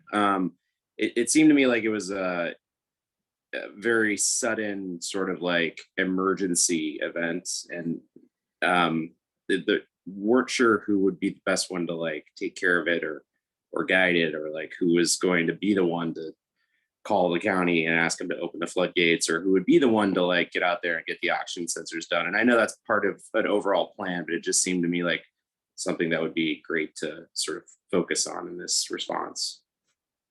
I think Terry, I think you raised your hand. It's probably best to answer this.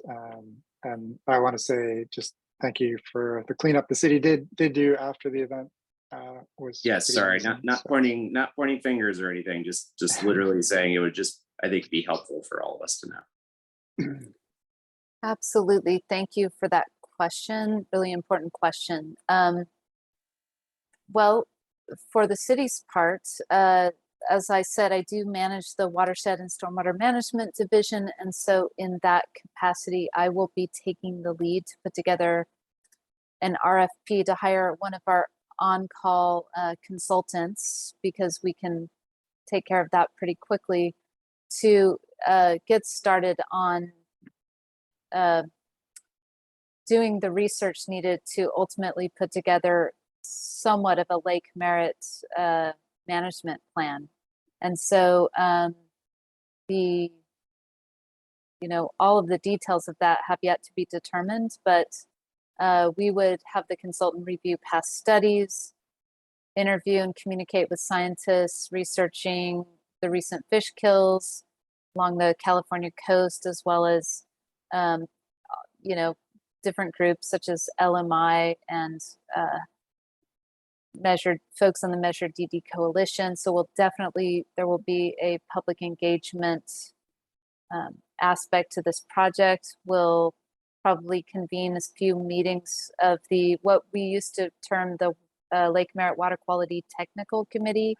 We'll get folks together to discuss the problems and solutions and what needs to be monitored, so on and so forth.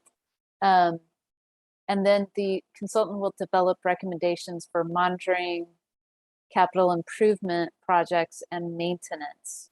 And we'll be focusing on improving dissolved oxygen levels. So we are going to begin working on that. I do not have a timeline for you yet, but by the November meeting, I should have somewhat of a timeline and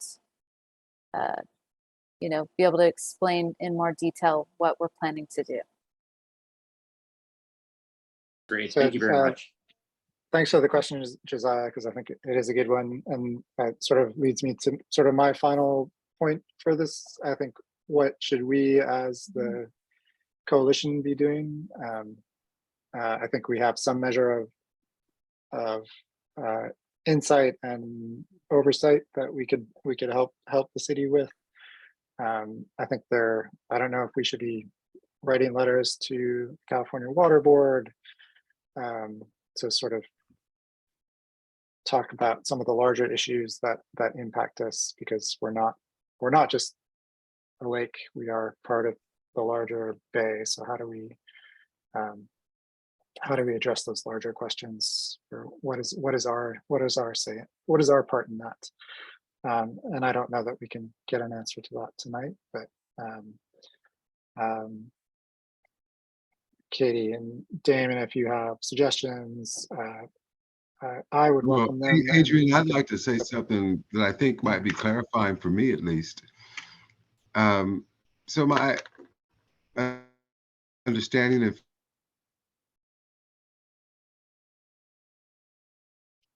not David, idea with that going forward, Lake Merritt. I beg your pardon? You're cutting in and out. Going forward, that I'm thinking that this type of water quality, Lake Merritt water quality group will begin to convene again, and that groups such as us, Measure DD, would promote and have promoted the reinstitution of that group, along with the Rotary Nature Center Friends and others, and that we would follow, to some extent, the lead of what with that group. But now, unless again Katie or Damon say that there's some timely stuff that we need to look at before that group can begin to meet. So that's where I'm at and what I'm thinking is occurring.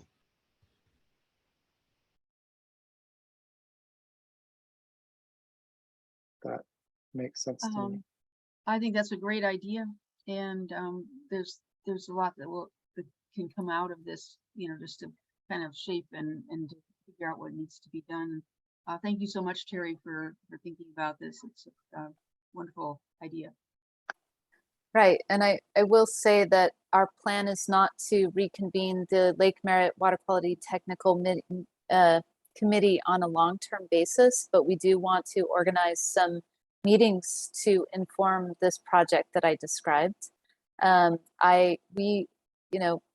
We have very limited staff resources, and so there's nothing prevents a committee from starting up, but if it is a city-led committee, we cannot commit to a long-term effort, but we do want to meet and have some well-organized meetings to get feedback from all of the participants in those meetings. We'll also be meeting with the regulatory agencies. We'll be inviting them to these meetings that I'm describing. We want to be efficient about obtaining information and input from all of the experts and from the public. And we want to move forward and try to figure out what all of the best next steps are. Seems to me like aeration is going to be it seems like the low hanging fruit to me.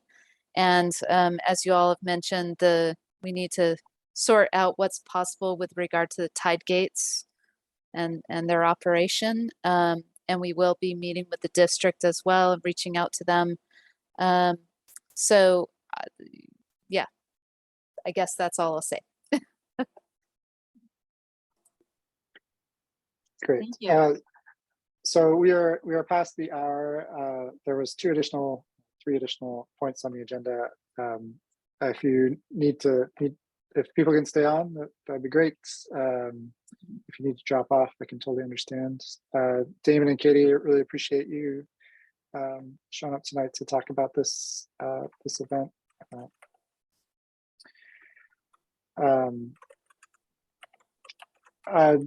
Naomi, I see that you're here. Do you have anything to say about the downtown specific plan? I don't know that we actually connected by email.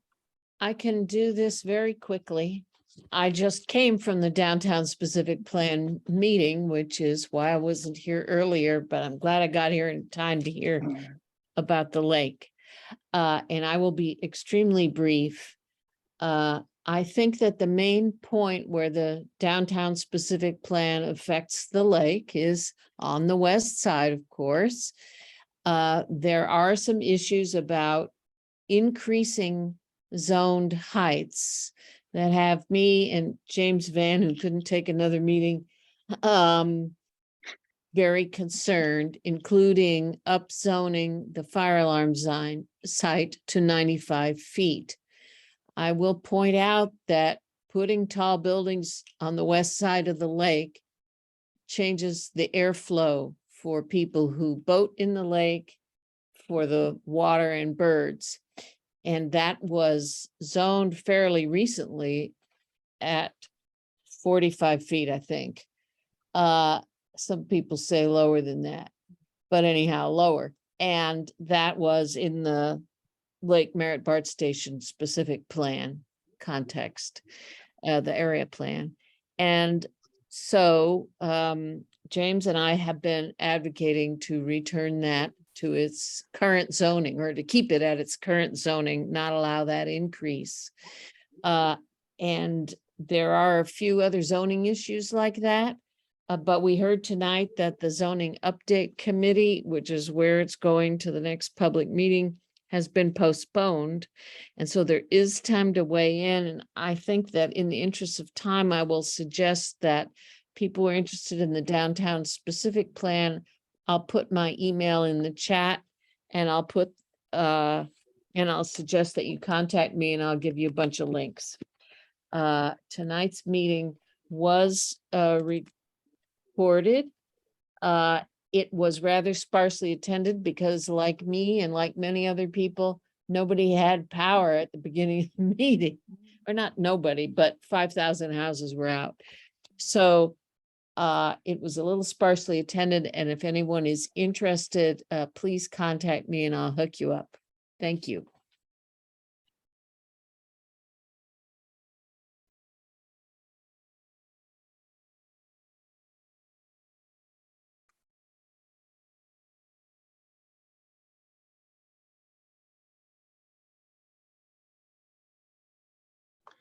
Adrian, you're muted. Thanks, Mike. Appreciate it. So the final thing on the agenda is the CIP capital improvement process and this committee's involvement with that process and how we move forward with some of the projects that we want to see happen with the remaining funds that we have.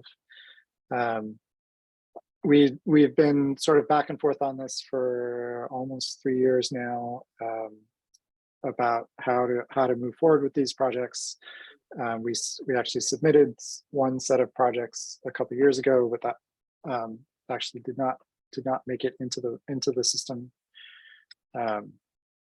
So last meeting we actually wrote a letter to the city, sort of outlining the committee's position that most of the projects we don't believe should be required to go through the capital improvement process because they are sort of extensions of projects that already exist. The letter and the history is linked from this meeting if you wanted to dig into that and see what we actually wrote. And Terry responded to that this past week or the week before, I can't remember exactly. Terry, I don't know if you want to give a rundown of the city's position currently. Yes, I thank you for the letter. And thank you for your patience with me as I get up to speed with my role as acting DD bond manager.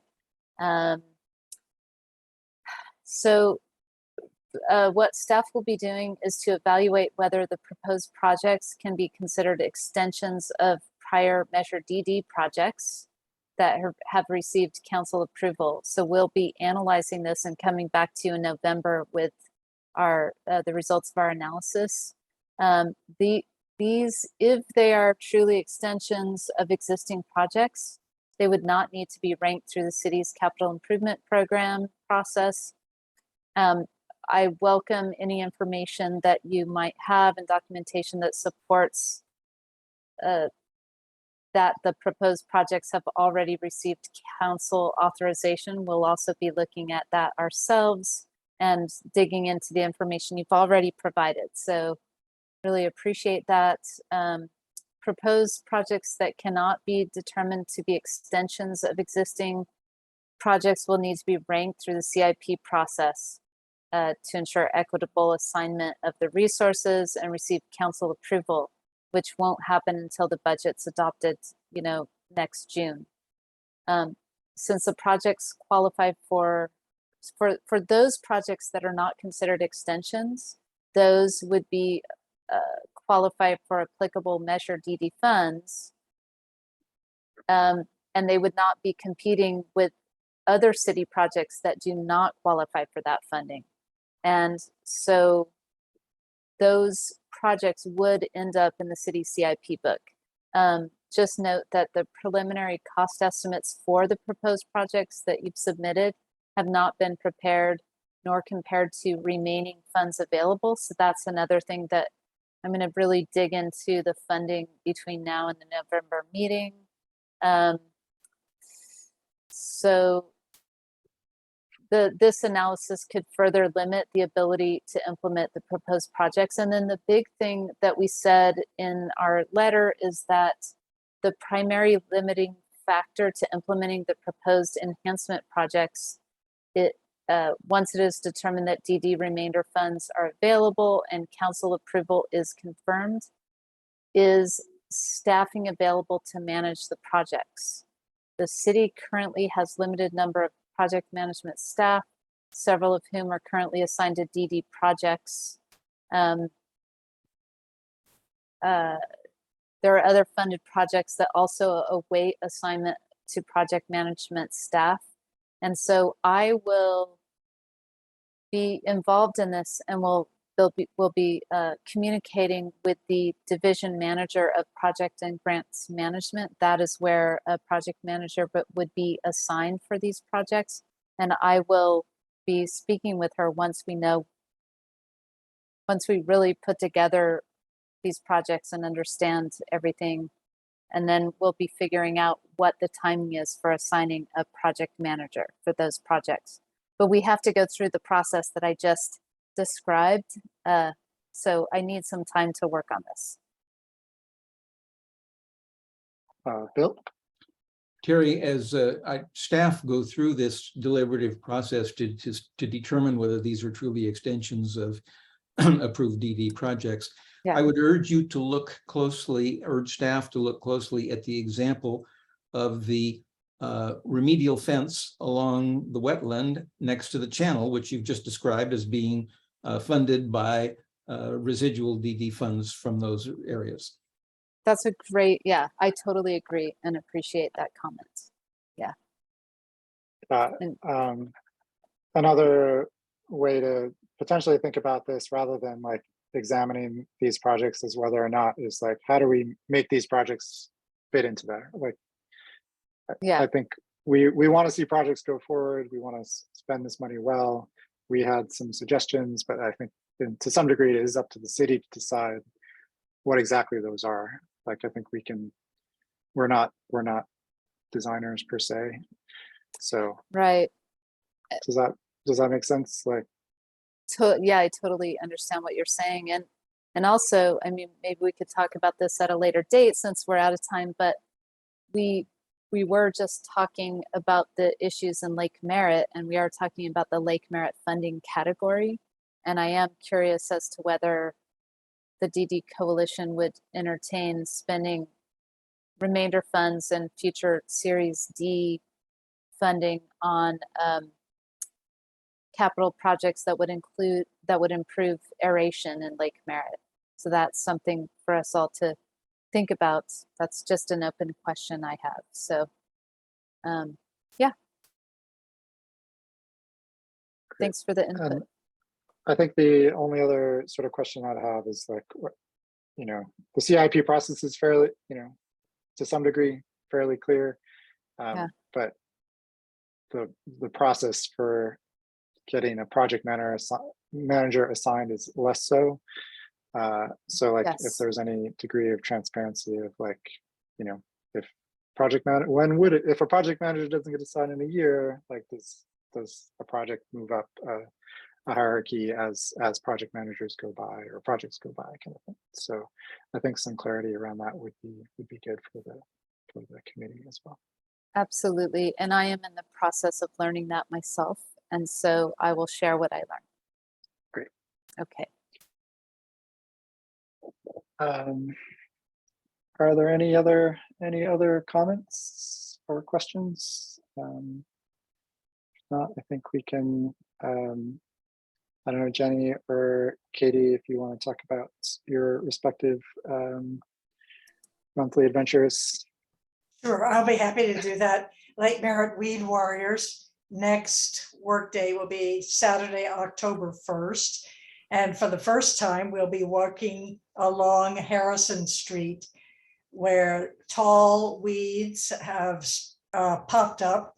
You may remember that the plant establishment period has come to an end, and it's now on the city to maintain those areas. So detail about where we'll meet will go out to the Weed Warrior work list, email list in the next day or so. Hope to see all of you there to help pull the weeds. Thank you, Jenny. Katie? Yeah, I dropped some information into the chat. Rotary Nature Center Friends will be monitoring and doing some monitoring water and living things. It's interesting to see what's coming back. We'll have our third Saturday of the month cleanup in October, and there's just lots to be done. So please think about coming out on the third Saturday to test water, look at invertebrates, and pick up trash. Great. Thank you, Adrian. everybody. Yes, David? If I, as the co-chair, can add to the Rotary Nature Center Friend report, this we had the shifting shorelines event on August 28th, the day of the fish die-off there. And a number of partners, this Exploratorium, the San Francisco Exploratorium and Lake Merritt Institute, and we engaged with the public quite a bit all day. My point is that when we, this is for me under new business, but when we do these big events, these big public events, I don't mean to be greedy, but it occurs to me that we might need more money down the road. And if there was a way while we were doing these, having these huge public engagements, that we could communicate to the public how well measured their money and measured DD money has been used. It could prepare them and encourage support for things in the future. So if that comes up.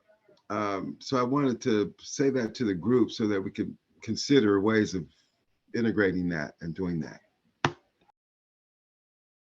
Great. That's a nice idea. So thank you everybody for coming and for sticking out late. Welcome, Terry, to your first go around as acting. Thanks, Mandolin, for the support, and Mike as well, getting all these meetings set up, and Myra as well for all you do as well in the background. Thank you, Adrian. Thank you, Adrian. I hope you all have a great night. Thanks. Night. Goodbye, everybody. Thanks, everybody. Bye. Bye. Bye.